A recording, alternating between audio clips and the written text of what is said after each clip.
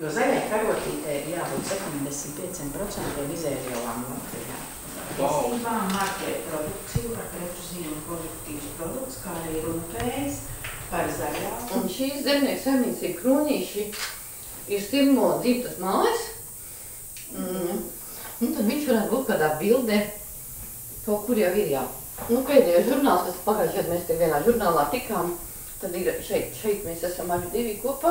Nu tā, un tā man, protams, ka bija daudz jāmācās par dažādiem kursiem, un tā vēl tās te vērtības enerģētiskās ar vienā brīdī sāk prasīt uz gurciņām, tās man bija speciālos kursos. Mācies līdz, bet tagad tā rodziņu, bet uzlīmītai pierakstīts tās teikums, bioloģiski ražotas sastāvdaļas.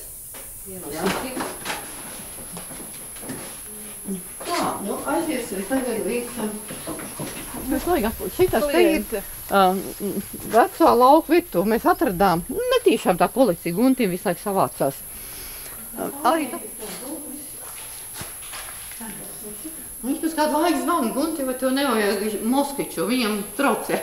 Viņam nesaka likt. Nebrauc, pēc tam viņam skatījies. Ne, nu, kur viss ir kolekcijai, tas atkal viss maksā. Arī šīs ir.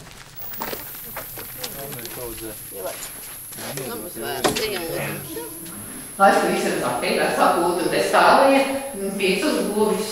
Un tur bija vistiņas, un tur. Tā un tā mēs te sākām.